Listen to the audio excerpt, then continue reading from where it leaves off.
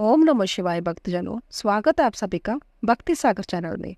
दोस्तों, भगवान शिव का प्यारा मास सावन मास शुरू हो रहा है और सावन मास में शिव पुराण पढ़ने और सुनने का अधिक महत्व है, क्योंकि हिंदू धर्म के महत्वपूर्ण पुराणों में से एक शिव पुराण ही है, जो सावन मास में सबसे ज्यादा पढ़ा और सुना जाता है। धार्मिक मान्यताओं के अनुसार शिव पुराण का पाठ करने से साधक और उसके समस्त परिवार पर भगवान शिव जी का आशीर्वाद बना रहता है। दोस्तों, शिव पुराण 18 पुराणों में से एक है, जिसमें भगवान शिव की लीलाओं और कथाओं का वर्णन मिलता है। इस पुराण में भगवान शिव की महिमाओं की कथाओं के रूप में बताया गया है। ऐसे में यदि आप शिव पुराण का पाठ सुनते हैं तो इससे आपको अनगिनत लाभ मिल सकते हैं, जैसे कि शिव पुराण की कथा सुनने से संतानहीन लोगों को संतान की प्राप्ति होती है। इसके साथ ही गंभीर रोगों से भी समस्त परिवार को रोगों से मुक्ति मिलती है। शिव पुराण में इस बात का भी वर्णन मिलता है कि शिव पुराण के श्रवण करने वाले साधकों को शिवलोक में स्थान मिलता है। साथ ही यह भी माना जाता है कि इस कथा को सुनने से व्यक्ति के समस्त पाप नष्ट हो जाते हैं। दोस्तों, शिव पुराण की कथा का श्रवण करने से पहले हमें संकल्प लेना चाहिए कि हम पूरी श्रद्धा भाव से भगवान शिव का ध्यान करते हुए कथा का श्रवण करेंगे और साथ ही कथा के दौरान पूरे भक्ति भाव से कथा सुनेंगे, क्योंकि ऐसा माना गया है कि मन में विश्वास न होने पर व्यक्ति को पूर्ण फल की प्राप्ति नहीं हो सकती। तो दोस्तों, भगवान शिव का नाम लेकर हम शिव पुराण की कथा का आरंभ कर रहे हैं। बोलिए शिव बोले भंडारी की जय। शौनक जी के साधन अभिषेक प्रेषण करने पर सूत जी का उन्होंने शिव पुराण की उत्कृष्ट महिमा सुनाना। श्री शौनक जी ने पूछा, महाज्ञानी सूत जी, आप संपूर्ण सिद्धांतों के ज्ञाता हैं।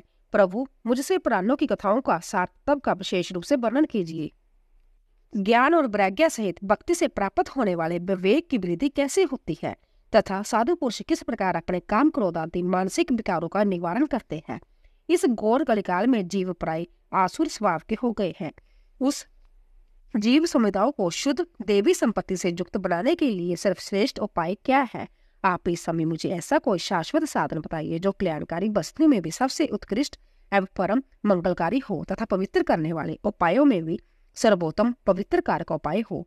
तात वह साधन ऐसा हो जिसके अनुष्ठान से शीघ्र ही अंतःकरण की विशेष शुद्धि हो जाए तथा उससे निर्मल चित्त वाले पुरुष को सदा के लिए शिव की प्राप्ति हो जाए। श्री सूत जी बोले, मुनि श्रेष्ठ शौनक, तुम धन्य हो, क्योंकि तुम्हारे हृदय में प्राण कथा सुनने का विशेष प्रेम एवं लालसा है। इसीलिए मैं शुद्ध बुद्धि से विचार कर तुमसे परम उत्तम शास्त्र का वर्णन करता हूँ। वत्स, वह संपूर्ण शास्त्रों के सिद्धांत से संपन्न भक्ति आदि को बढ़ाने वाला तथा भगवान शिव को संतुष्ट करने वाला है। कानों के लिए रसायन अमृत स्वरूप तथा दिव्य है, तुम उसे श्रवण करो। मुने, वह परम उत्तम शास्त्र है शिव पुराण, जिसका पूर्व काल में भगवान शिव ने ही प्रवचन किया था। यह काल रूपी सर्प से प्राप्त होने वाले महान त्रास का विनाश करने वाला उत्तम साधन है। गुरुदेव व्यास ने सनत कुमार के मुनि का उपदेश पाकर बड़े आदर से संक्षेप में ही इस पुराण का प्रतिपादन किया है। इस पुराण के प्रणयन का उद्देश्य है कलयुग में उत्पन्न होने वाला मनुष्यों के परम हित का साधन। यह शिव पुराण परम उत्तम शास्त्र है।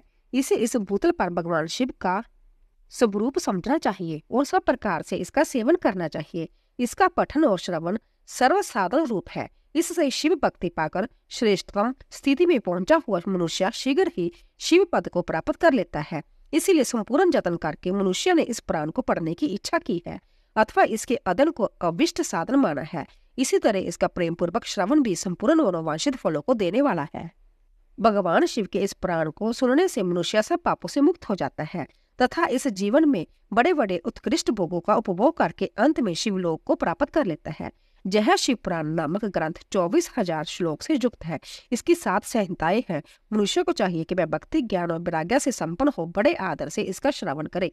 7 संहिताओं से युक्त यह दिव्य शिव पुराण परम ब्रह्मा परमात्मा के समान विराजमान है और सबसे उत्कृष्ट गति प्रदान करने वाला है। जो निरंतर अनुसाधन पूर्वक इस शिव पुराण को बांचता है अथवा नित्य प्रेम पूर्वक इसका पाठ मात्र करता है वह पुण्य आत्मा है, इसमें संशय नहीं है। जो उत्तम बुद्धि वाला पुरुष अंतकाल में भक्ति पूर्वक इस प्राण को सुनता है, उस पर अंततः प्रसन्न हुए भगवान महेश्वर उसे अपना पद अर्थात दाम प्रदान करते हैं। जो प्रतिदिन आदर पूर्वक इस शिव प्राण का पूजन करता है, वह इस संसार में सुपूर्ण भोगों को भोगकर अंत में भगवान शिव के पद को प्राप्त कर लेता है। जो प्रतिदिन आलस्य रहित हो रेशमी वस्त्र आदि के बेष्टन से इस शिव प्राण का सत्कार करता है, वह सदा सुखी होता है। यह शिव प्राण निर्मल तथा भगवान शिव का सर्वसर्व है। जो इहलोक और परलोक में भी सुख चाहता है, उसे आदर के साथ प्रयत्न पूर्वक इसका सेवन करना चाहिए। यह निर्मल एवं उत्तम शिव प्राण धर्म, अर्थ, काम और मोक्ष रूप चारों पुरुषार्थों को देने वाला है। अंत्य सदा प्रेम पूर्वक इसका श्रवण एवं विशेष पाठ करना चाहिए। शिव प्राण के श्रवण से देवराज को शिवलोक की प्राप्ति तथा चंचला को पाप से व्यय एवं संसार से वैराग्य। श्री शौनक जी ने कहा, महाभाग सूत जी, आप धन्य हैं, परमार्थ तत्व की ज्ञाता हैं। आपने कृपा करके हम लोगों को जब बड़ी अवधुत एवं दिव्य कथा सुनाई है, भूतल पूर्व इस कथा के स्मरण कल्याण का सर्वश्रेष्ठ साधन दूसरा कोई नहीं है। यह बात हमने आज आपकी कृपा से निश्चय पूर्वक समझ ली है। सूत जी, कलयुग में इस कथा के द्वारा कौन कौन से पापी शुद्ध होते हैं, उन्हें कृपा पूर्वक बताइए और इस जगत को कृतार्थ कीजिए। सूत जी बोले, मुने, जो मनुष्य पापी, दुराचारी, खल तथा काम क्रोध आदि में निरंतर डूबे रहने वाले हैं, वह भी इस पुराण के श्रवण पठन से अवश्य ही शुद्ध हो जाते हैं। इसी विषय में जानकर मुनि इस प्राचीन इतिहास का उदाहरण दिया करते हैं, जिसके श्रवण मात्र से पापों का पूर्णतः नाश हो जाता है। पहले की बात है, कहीं किरातों के नगर में एक ब्राह्मण रहता था, जो ज्ञान में अत्यंत दुर्बल, निरंतर रस बेचने वाला तथा वैदिक धर्म से विमुख था। वह स्नान संध्या आदि कर्मों से भ्रष्ट हो गया था और वेश्यावृत्ति में तत्पर रहता था। उसका नाम था देवराज। वह अपने ऊपर विश्वास करने वाले लोगों को ठगा करता था। उसने ब्राह्मणों, क्षत्रिय, वैश्य, शूद्रों तथा दूसरों को भी अनेक बहानों से मारकर उनका धन हड़प लिया था, परंतु उस पापी का थोड़ा सा भी धन कभी धर्म के काम में नहीं लगा था। वह वेश्यागामी तथा सब प्रकार से आचार भ्रष्ट था। एक दिन घूमता घामता वह देवयोग से प्रतिष्ठा अनुसार जूसी प्रयाग में जा पहुंचा। वहां उसने एक शिवालय देखा, जहां बहुत से साधु महात्मा एकत्रित हुए थे। देवराज उस शिवालय में ठहर गया, किंतु वहां उस ब्राह्मण को ज्वर आ गया। उस ज्वर से उसकी बड़ी पीड़ा होने लगी। वहां एक ब्राह्मण देवता शिव प्राण की कथा सुना रहे थे। ज्वर में पड़ा हुआ देवराज ब्राह्मण के मुखारविंद से निकली हुई उस शिव कथा को निरंतर सुनता रहा।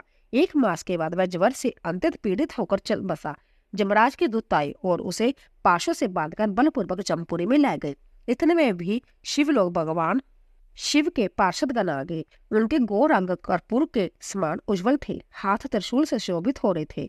उनके संपूर्ण अंग बसम में उदासित थे और रुद्राक्ष की मालाएं उनके शरीर की शोभा बढ़ा रही थी। वह सब के सब क्रोधपूर्वक जमपुरी में गए और जमराज के दूतों को मार पीट कर बारम्बार धमका कर उन्होंने देवराज को उनके चौगुल से छुड़ा लिया और अंततः अवधूत विमान पर बैठाकर जब शिव दूत के लाश जाने के अवधूत हुए, उस समय जमपुरी में बड़ा भारी कोहलाल मच गया।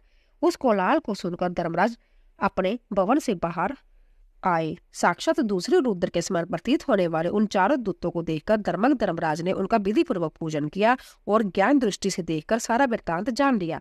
उन्होंने व्यय के कारण भगवान शिव के उन महात्मा दूतों से कोई बात नहीं पूछी, उल्टी उन सब की पूजा प्रार्थना की। फिर वह शिवदूत कैलाश को चले गए और वहां पहुंचकर उन्होंने उस ब्राह्मण को दया सागर सांब शिव के हाथों में दे दिया। शौनक जी ने कहा, महापाक सूत जी, आप सर्वज्ञ हैं। महामते, आपकी कृपा प्रसाद से मैं बारंबार कृतार्थ हुआ। इस इतिहास को सुनकर मेरा मन अत्यंत आनंद में निमग्न हो रहा है। अंत में भगवान शिव में प्रेम बढ़ाने वाली शिव संबंधी दूसरी कथा को भी कहिए। श्री सूत जी बोले, शौनक जी सुनो, मैं तुम्हारे सामने गोपनीय कथा वस्तु का भी वर्णन करूंगा, क्योंकि तुम शिव भक्तों में अगर गए तथा बेर बेताओं में श्रेष्ठ हो। समुद्र के निकटवर्ती प्रदेश में एक बाष्कल नामक ग्राम है, जहाँ वैदिक धर्म से विमुख महापापी द्विज निवास करते थे। वे सब के सब बड़े दुष्ट थे। उनका मन दूषित विषय भोगों में ही लगा रहता था। वे ना तो देवताओं पर विश्वास करते थे, न भाग्य पर।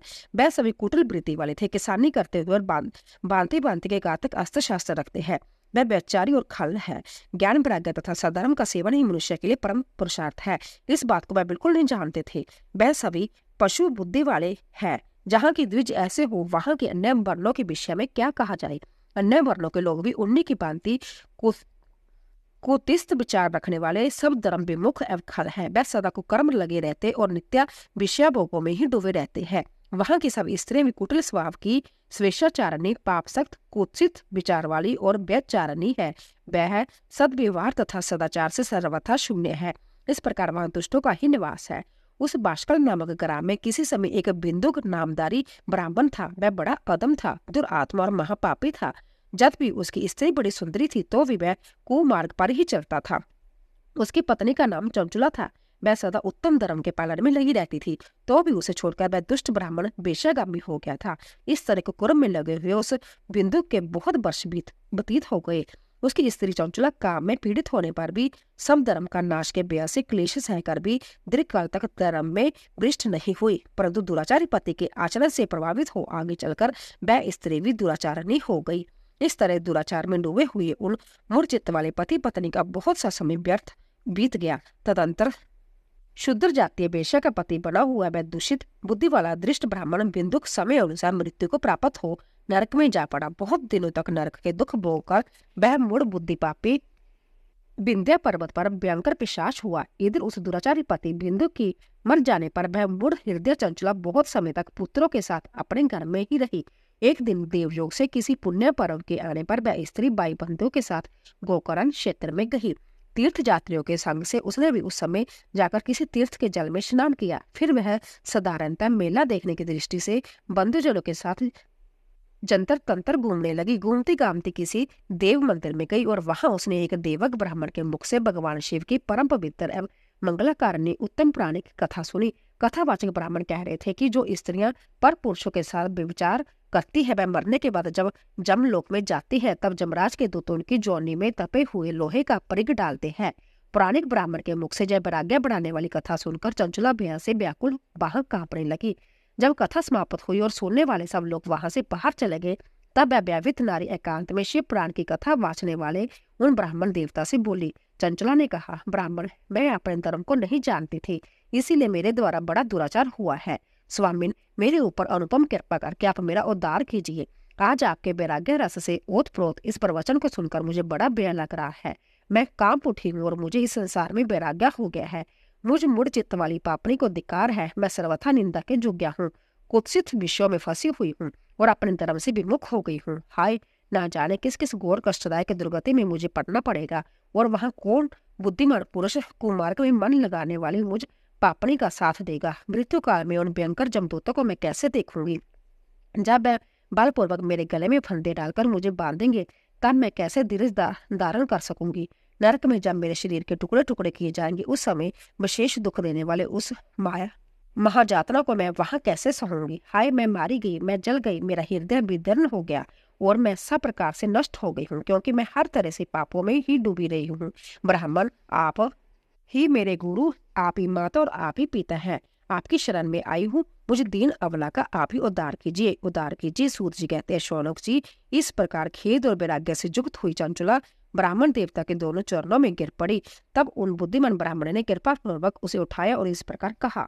ब्राह्मण बोले, नारी, सौभाग्य की बात है कि भगवान शंकर की कृपा से शिव प्राण की इस वैराग्य युक्त कथा को सुनकर तुम्हें समय पर चेत हो गया। ब्राह्मण पत्नी, तुम डरो मत, भगवान शिव की शरण में जाओ। शिव की कृपा से सारा पाप तत्काल नष्ट हो जाता है। मैं तुमसे भगवान शिव की कीर्तिक कथा से युक्त उस परम वस्तु का वर्णन करूंगा जिससे तुम्हें सदा सुख देने वाली उत्तम गति प्राप्त होगी। शिव की उत्तम कथा सुनने से ही तुम्हारी बुद्धि इस तरह पश्चाताप से युक्त एवं शुद्ध हो गई है, साथ ही तुम्हारे मन में विश्व के प्रति वैराग्य हो गया है। पश्चाताप ही पाप करने वाले पापियों के लिए सबसे बड़ा प्रायश्चित है। सत्पुरुषों ने सबके लिए पश्चाताप को ही समस्त पापों का शोधक बताया है। पश्चाताप से ही पापों की शुद्धि होती है। जो पश्चाताप करता है वही वास्तव में पापों का प्रायश्चित करता है, क्योंकि सत्पुरुषों ने समस्त पापों की शुद्धि के लिए जैसे प्रायश्चित का उपदेश किया है वह सब पश्चाताप संपन्न हो जाता है। जो पुरुष विधि पूर्वक प्रायश्चित करके निर्व्यय हो जाता है पर अपने कुकर्म के लिए पश्चाताप नहीं करता, उसे प्राय उत्तम गति नहीं प्राप्त होती, परंतु जिसे अपने कुकृत्य पर हार्दिक पश्चाताप होता है वह अवश्य ही उत्तम गति का भागी होता है, इसमें संशय नहीं है। इस शिव पुराण की कथा सुनने से जैसी चित्त शुद्धि होती है वैसे दूसरे उपायों से नहीं होती। जैसे दर्पण साफ करने पर निर्मल हो जाता है, उसी प्रकार इस शिव पुराण की कथा से चित्त अंततः शुद्ध हो जाता है, इसमें संशय नहीं है। मनुष्य के शुद्ध चित्त में जगदम्बा पार्वती सहित भगवान शिव विराजमान रहते हैं। इसमें वह विशुद्ध आत्मा पुरुष श्री सांब सदाशिव के पद को प्राप्त होता है। इस उत्तम कथा का श्रवण समस्त मनुष्य के लिए कल्याण का बीज है। अंत यथोचित शास्त्रोक्त मार्ग से इसकी आराधना अथवा सेवा करनी चाहिए। यह भव बंधन रूपी रोग का नाश करने वाली है। भगवान शिव की कथा को सुनकर फिर अपने हृदय में उसका मनन एवं निधि ध्यासन करना चाहिए। इससे पूर्णतः चित्त शुद्धि हो जाती है। चित्त शुद्धि होने से महेश्वर की भक्ति अपने दोनों पुत्रों ज्ञान और वैराग्य के साथ निश्चय प्रकट होती है। फिर महेश्वर की अनुग्रह से दिव्या मुक्ति प्राप्त होती है, इसमें संशय नहीं है। जो मुक्ति से वंचित है उसे पशु समझना चाहिए, क्योंकि उसका चित्त माया के बंधन में आसक्त है। वह निश्चय ही संसार बंधन से मुक्त नहीं हो पाता। ब्राह्मण पत्नी, इसलिए तुम विषय से मन को हटा लो और भक्ति भाव से भगवान शंकर की इस परम पावन कथा को सुनो। परमात्मा शंकर की इस कथा को सुनने से तुम्हारे चित्त की शुद्धि होगी और इसमें तुम्हें मोक्ष की प्राप्ति हो जाएगी। जो निर्मल चित्त से भगवान शिव के चरण बिंदु को चिंतन करता है उसकी एक ही जन्म में मुक्ति हो जाती है। जय मैं तुमसे सत्य सत्य कहता हूँ। सूत जी कहते हैं, शौनक, इतना कहकर बसवेष्ट शिव भक्त ब्राह्मण चुप हो गए। उसका हृदय करुणा से अर्ध हो गया। वह शुद्ध चित्त महात्मा भगवान शिव के ध्यान में मगन हो गए। तदंतर बिंदु की पत्नी चंचला मन मन प्रसन्न हो उठी। ब्राह्मण का उक्त उपदेश सुनकर उसके नेत्रों में आनंद के आंसू झलक आए थे।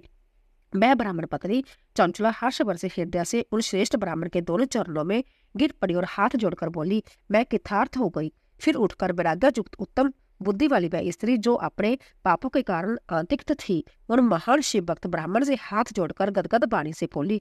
चंचला ने कहा, ब्राह्मण शिव भक्तों में श्रेष्ठ स्वामिल आप धन्य हैं, परमार्थदर्शी हैं और सदा परोपकार में लगे रहते हैं, इसलिए श्रेष्ठ साधु पुरुषों में प्रशंसा के योग्य है। साधु, मैं नरक के समुद्र में गिर रही हूँ, आप मेरा उद्धार कीजिए, उद्धार कीजिए।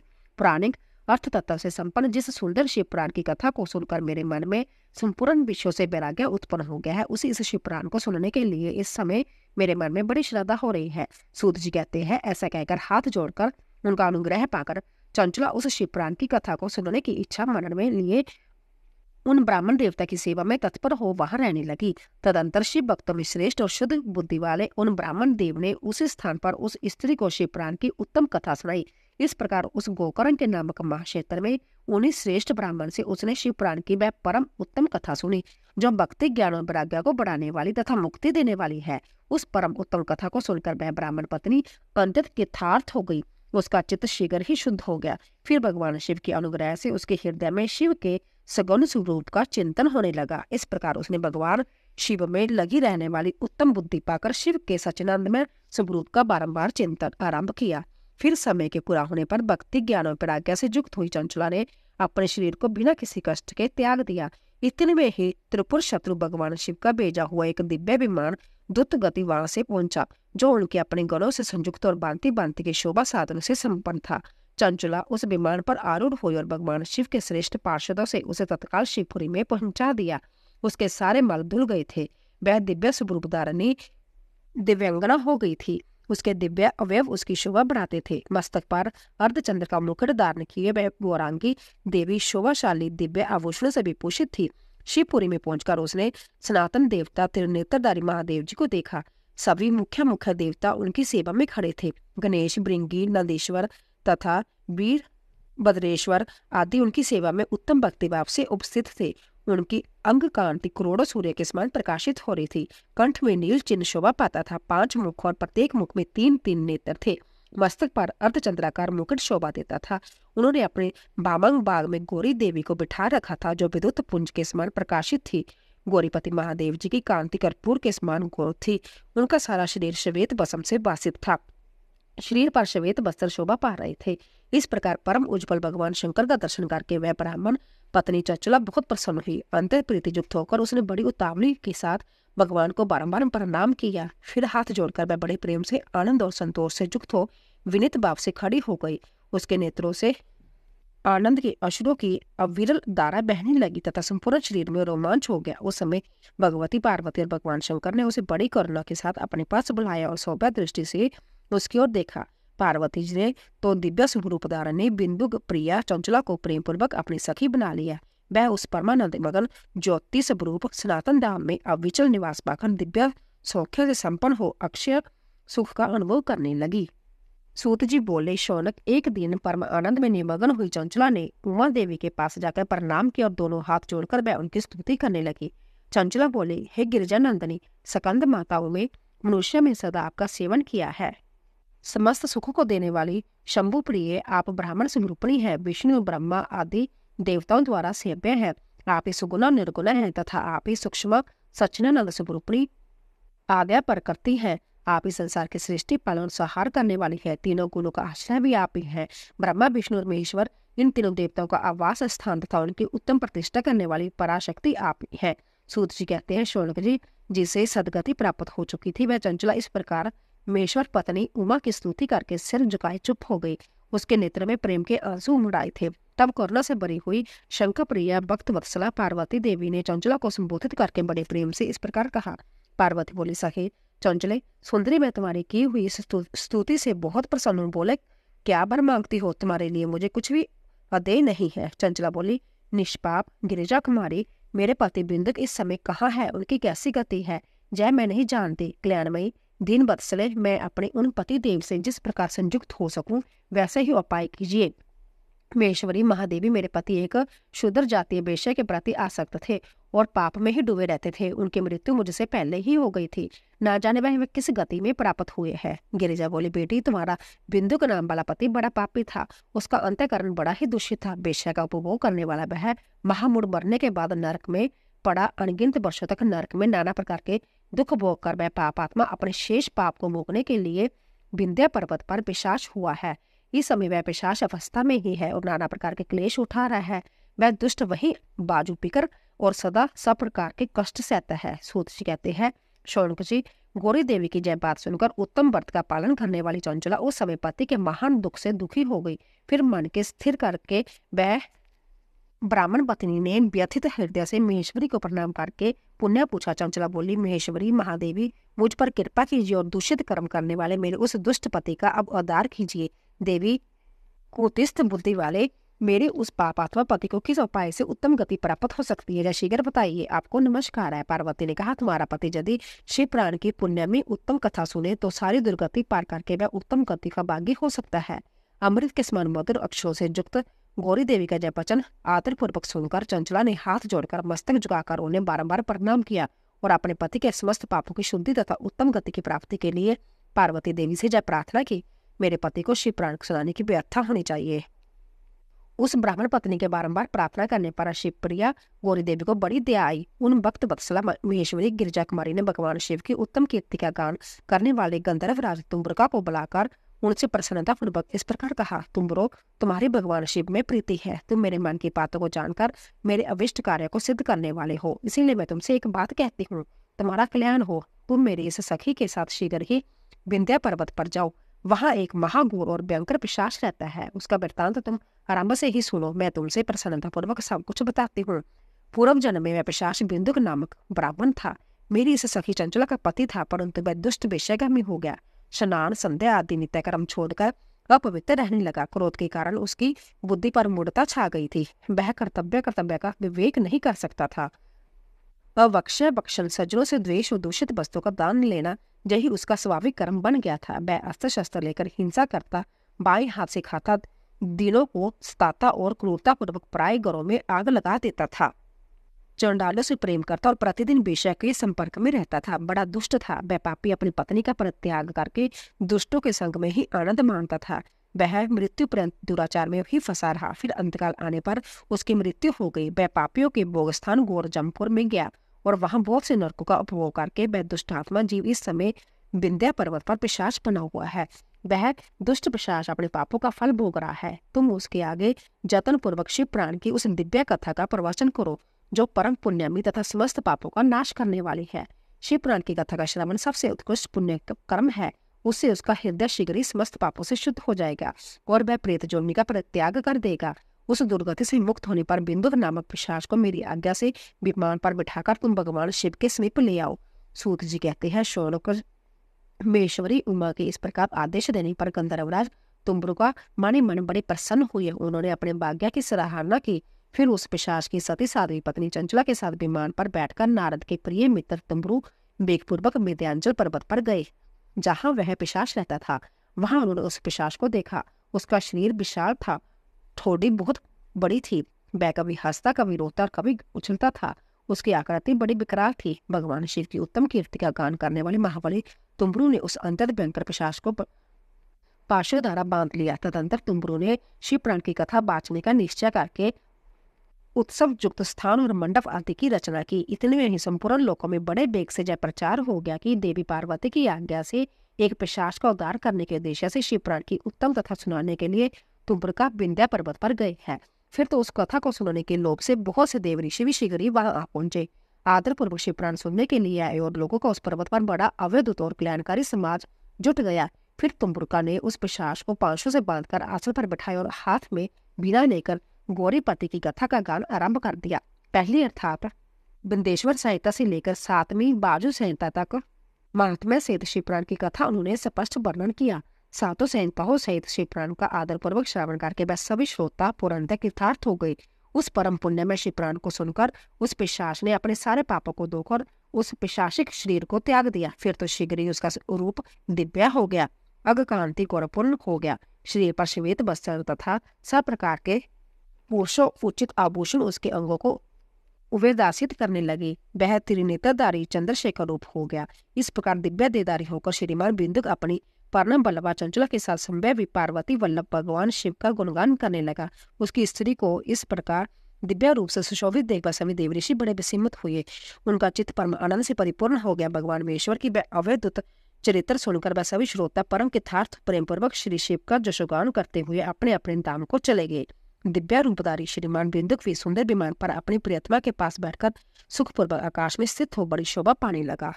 तदंतर महेश्वर के सुंदर एवं मनोहर गुणों का गान करता हुआ वह अपनी प्रियतमा तथा तंबुरु के साथ शीघ्र ही शिवधाम में जा पहुंचा। भगवान महेश्वर तथा पार्वती देवी ने प्रसन्नता पूर्वक बिंदुक का बड़ा सत्कार किया और उसे अपना पार्षद बना लिया। उसकी पत्नी चंचला पार्वती जी की सखी हो गई। उस गणिपूत ज्योति स्वरूप परमानंदमय सनातन धाम में अविचल निवास पाकर वह दोनों दंपति परम सुखी हो गए। शिव पुराण के श्रवण की विधि तथा श्रोताओं के पालन करने योग्य नियमों का वर्णन।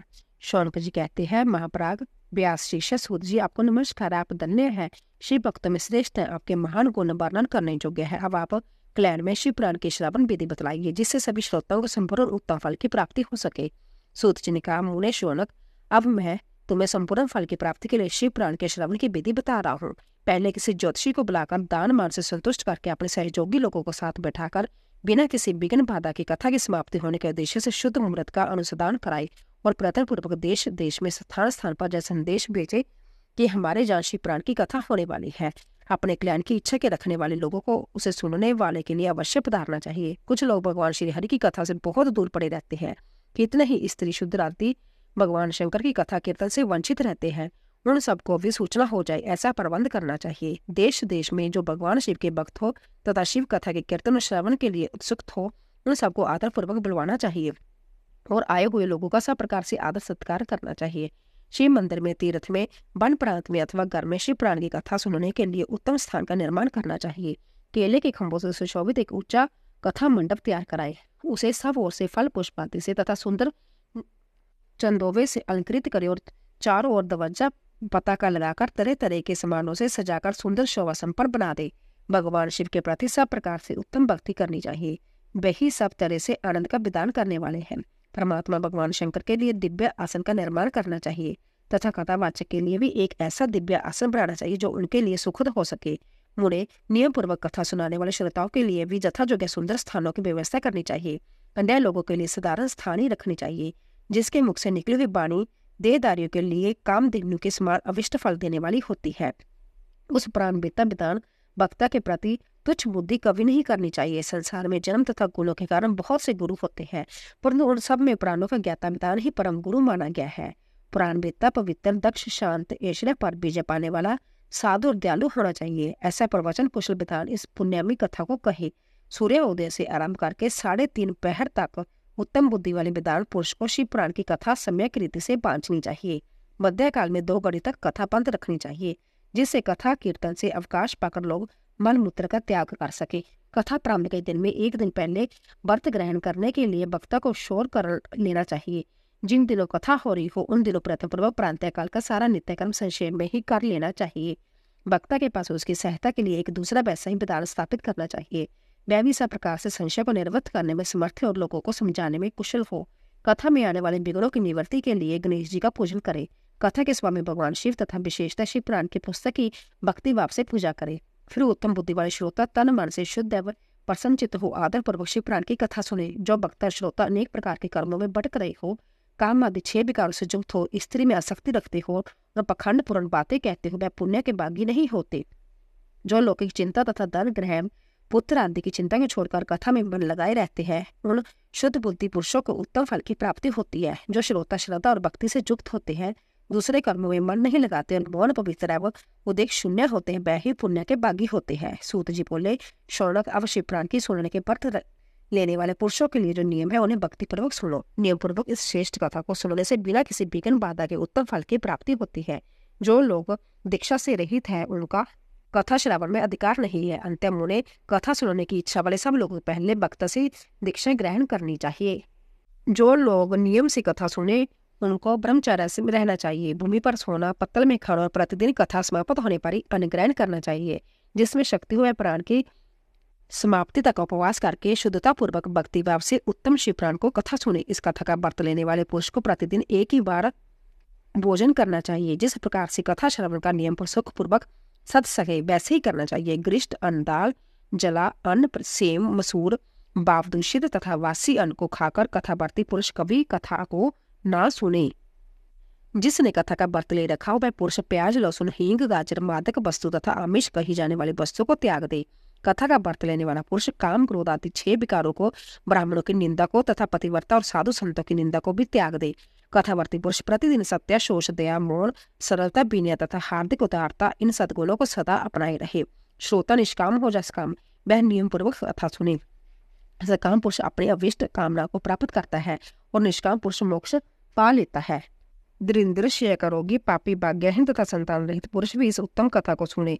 काक, वंदे आदि जो 7 प्रकार की दुष्टा स्त्रियां वह तथा जिसका गर्भ गिर जाता है, वह इन सभी को शिव पुराण की उत्तम कथा सुननी चाहिए। मुने, स्त्री हो जा पुरुष, सबको जतन पूर्वक विधि विधान से शिव पुराण की कथा उत्तम कथा सुननी चाहिए। महर्षि इस तरह शिव पुराण की कथा के पाठ एवं श्रवण संबंधी जग उत्सव की समाप्ति होने पर श्रोताओं को भक्ति एवं प्रयत्न पूर्वक भगवान शिव की पूजा की भांति पुराण पुस्तक की भी पूजा करनी चाहिए। तदंतर विधि पूर्वक वक्ता का भी पूजन करना आवश्यक है। पुस्तक को आच्छादित करने के लिए नवीन एवं सुंदर बस्ता अपनावे और उसे बांधने के लिए दृढ़ एवं दिव्या डोरी लगावे, फिर उसका विधिवत पूजन करें। मुनिश्रेष्ठ, इस प्रकार महान उत्सव के साथ पुस्तक और वक्ता की विधिवत पूजा करके वक्ता की सहायता के लिए स्थापित हुई पंडित का भी उसी के अनुसार धन आदि के द्वारा उसमें कुछ कम सत्कार करें। वहां आए हुए ब्राह्मणों को अन्न धन आदि का दान करें। साथ ही गीत, वाद और नृत्य आदि के द्वारा महान उत्सव रचाएं। मुने, यदि श्रोता विरक्त हो तो उसके लिए कथा समाप्ति के दिन विशेष रूप से उस गीता का पाठ करना चाहिए जिसे श्री रामचंद्र जी के प्रति भगवान शिव ने कहा था। यदि श्रोता ग्रस्त हो तो उस बुद्धिमान को उस श्रवण कर्म की शांति के लिए शुद्ध हविष्य के द्वारा होम करना चाहिए। मुने, रुद्र संहिता के प्रत्येक श्लोक द्वारा होम करना उचित है अथवा गायत्री मंत्र से होम करना चाहिए, क्योंकि वास्तव में जब पुराण गायत्री में ही है, अथवा शिव पंचाक्षर मूल मंत्र से हवन करना चाहिए। होम करने की शक्ति ना हो तो विधान पुरुष यथाशक्ति हवनीय ब्राह्मण को दान करे। न्यूनती, रिक्ता, तारुप दोष की शांति के लिए भक्ति पूर्वक शिव सहस्र नाम का पाठ अथवा श्रवण करे। इससे सब कुछ सफल होता है, इसमें संशय नहीं, क्योंकि तीनों लोकों में उससे बढ़कर कोई वस्तु नहीं है। कथा श्रवण संबंधी व्रत की पूर्णता की सिद्धि के लिए 11 ब्राह्मणों को मधु मिश्रित खीर भोजन कराए और उन्हें दक्षिणा दे। उन्हें यदि शक्ति हो तो 3 तोले सोने का एक सुंदर सिंहासन बनावे और उस पर उत्तम अक्षरों में लिखी अथवा लिखाई हुई शिव पुराण की पोथी विधि पूर्वक स्थापित करें। फिर पुरुष उसकी आह्वान आदि विविध उपचारों से पूजा करके दक्षिणा चढ़ावे। फिर जितेंद्रिय आचार्य का वस्त्र, आभूषण एवं गंध आदि से पूजन करके दक्षिणा सहित वह पुस्तक उन्हें समर्पित कर दे। उत्तम बुद्धि वाला श्रोता इस प्रकार भगवान शिव के संतोष के लिए पुस्तक का दान करे। शौनक, इस पुराण के उस दान के प्रभाव से भगवान शिव का अनुग्रह पाकर पुरुष भव बंधन से मुक्त हो जाता है। इस तरह विधि विधान का पालन करने पर श्री संपन्न शिव पुराण संपूर्ण फल को देने वाला तथा भोग और मोक्ष का दाता है। मुने, शिव पुराण का वह सारा महात्म्य जो संपूर्ण अभिष्ट को देने वाला है मैंने तुम्हें क्या सुनाया, अब और क्या सुनना चाहते हो। श्रीमान, शिव पुराण समस्त पुराणों के बाल का तिलक माना गया है। जह भगवान शिव को अत्यंत प्रिय, रमणीय तथा भवरोग का निवारण करने वाला है। जो सदा भगवान शिव का ध्यान करते हैं, जिनके बाणी शिव के गुणों की स्तुति करती है और जिनके दोनों कान उनकी कथा सुनते हैं, इस जीव जगत में उन्हीं का जन्म लेना सफल है। वह निश्चय संसार सागर पार हो जाता है। भिन्न भिन्न प्रकार के समस्त गुण जिनके सच्चिदानंदमय स्वरूप का कभी स्पर्श नहीं करते, जो अपनी महिमा से जगत के बाहर और भीतर भासमान है तथा जो मन के बाहर और भीतर वाणी एवं मनोवृत्ति स्वरूप प्रकाशित होते हैं, उन अनंत आनंद गण स्वरूप परम शिव की मैं शरण लेता हूँ। श्री गणेशाय नमः। श्री शिव महापुराण विंदेश्वर संहिता। प्रयाग में सूत जी से मुनियों का तुरंत पापनाश करने वाले साधन के विषय में प्रेषण करना, जो आदि और अंत में तथा मध्य में भी नित्य मंगलमय है, जिनकी समानता अथवा तुलना कहीं भी नहीं है, जो आत्मा के स्वरूप को प्रकाशित करने वाले देवता परमात्मा है, जिनके 5 मुख्य है और जो खेल खेल में अन्याय से जगत की रचना पालन सहार तथा अनुग्रह एवं तिरुपाप रूप 5 प्रबल कर्म करते रहते हैं, उन सर्वश्रेष्ठ अजर अमर ईश्वर अंबिकापति भगवान शंकर का मैं मन ही मन चिंतन करता हूँ। व्यास जी कहते हैं, जो धर्म का महान क्षेत्र है और जहाँ गंगा जमुना का संगम हुआ है, उस परम पुण्य में प्रयाग में जो ब्राह्मण लोक का मार्ग है, सत्य पर्त में तत्पर रहने वाले महातेजस्वी महाभाग महात्मा मुनियों के एक विशाल ज्ञान जग का आयोजन किया। उस ज्ञान जग का समाचार सुनकर पौराणिक शिरोमणि व्यास शिष्य महामुनि सूत जी वहां मुनियों का दर्शन करने के लिए आए। सूत जी को आते देख वह सब मुनि उस समय हर्ष से खिल उठे और अत्यंत प्रसन्नचित उन्होंने उनका विधिवत स्वागत सत्कार किया। फिर उन प्रसन्न महात्माओं ने उनकी विधिवत स्तुति करके विनय पूर्वक हाथ जोड़कर उनसे इस प्रकार कहा, सर्वज्ञ विद्वान, आपका भाग्य बड़ा भारी है। इसी से आपने व्यास जी के मुख से अपनी प्रसन्नता के लिए ही संपूर्ण पुराण विद्या प्राप्त की है, इसलिए आप आश्चर्य स्वरूप कथाओं के भंडार है। ठीक उसी तरह जैसे रत्नाकार समुद्र बड़े बड़े सारभूत रत्नों का आगार है, तीनों लोकों में भूत वर्तमान और भविष्य तथा और भी जो कोई भी वस्तु है वह आपसे ही अज्ञात नहीं है। आप हमारे सौभाग्य से इस जग का दर्शन करने के लिए जहाँ पधारे गए हैं और इसी ब्यास से हमारा कुछ कल्याण करने वाले हैं, क्योंकि आपका आगमन निरर्थक नहीं हो सकता। हमने पहले भी आपसे शुभ तत्व का पूरा वर्णन सुना है, किंतु उससे तृप्ति नहीं होती, हमें उसे सुनने की बारंबार इच्छा होती है। उत्तम बुद्धि वाले सूत जी, इस समय हमें एक ही बात सुननी है। यदि आपका अनुग्रह हो तो गोपनीय होने पर भी आप इस विषय का वर्णन कीजिए। गौर कुल जुगाने पर मनुष्य पुण्य कर्म से दूर रहेंगे, दुराचार में फंस जाएंगे और सबके सब सत्य भाषण से मुंह फेर लेंगे, दूसरों की निंदा में तत्पर होंगे, प्राय दल को हड़प लेने की इच्छा होगी, उनका मन प्राय स्त्रियों में सख्त होगा तथा वह दूसरे प्राणियों की हिंसा किया करेंगे, अपने शरीर को ही आत्मा समझेंगे, मूढ़ नास्तिक और पशु बुद्धि रखने वाले होंगे, माता पिता से द्वेष रखेंगे, ब्राह्मण लोभ रूपी ग्राह के ग्रास बन जाएंगे, वेद बेचकर जीविका चलाएंगे, धन का उपार्जन करने के लिए ही विद्या का अभ्यास करेंगे तथा मद में मोहित रहेंगे, अपनी जाति के कर्म छोड़ देंगे, प्राय दूसरों के ठगेंगे, तीनों काल की संध्या उपासना से दूर रहेंगे और वो ब्रह्म ज्ञान से शून्य होंगे, समस्त क्षत्रिय भी सब धर्म का त्याग करने वाले होंगे, कुसंगी पापी और व्यभिचारिणी होंगे, उनमें शौर्य का अभाव होगा, वह कुत्सित चौर्य कर्म में जीविका चलाएंगे, शूद्रों का बर्ताव करेंगे और उनका चित्त काम का किंकर बना रहेगा, वेश्या संस्कार भ्रष्ट, सब धर्म त्यागी, कुमार्गी, दोनों उपार्जन प्रायण तथा नाप तोल में अपनी कुतिस्थ वृत्ति का परिचय देने वाले होंगे। इसी तरह शूद्र ब्राह्मणों के आचार में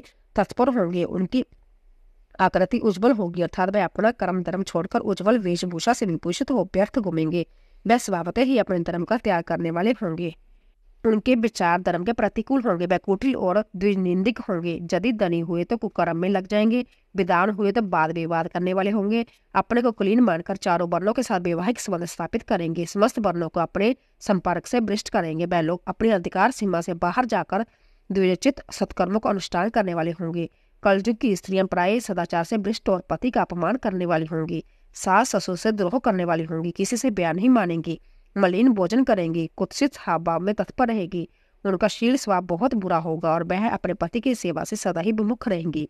सूत जी, इस तरह जिनकी बुद्धि नष्ट हो गई हो, जिनके अपने धर्म का त्याग कर दिया हो, ऐसे लोगों को इहलोक और परलोक में उत्तम गति कैसे प्राप्त होगी? इसी चिंता में हमारा मन सदा व्याकुल रहता है। परोपकार के समान दूसरा कोई धर्म नहीं है। अंत्य जिस छोटे से उपाय से इन सबके पापों का तत्काल नाश हो जाए, उसे इस समय कृपा पूर्वक बताइए, क्योंकि आप समस्त सिद्धांतों के ज्ञाता है। व्यास जी कहते हैं, उन भावी आत्मा मुनियों की जय पाठ सुनकर सूत जी मन ही मन भगवान शंकर का स्मरण करके उनसे इस प्रकार बोले। दोस्तों, कल की कथा में हम महेश्वर ब्रह्मा और विष्णु को अपने निष्कल और सकल स्वरूप का परिचय देते हुए लिंग पूजन का महत्व बताना की कथा का श्रवण करेंगे। दोस्तों, अगर आपको हमारी कथा पसंद आ रही हो, प्लीज जाने से पहले चैनल को सब्सक्राइब कीजिए, लाइक कीजिए और शेयर कीजिए। आप सभी का धन्यवाद।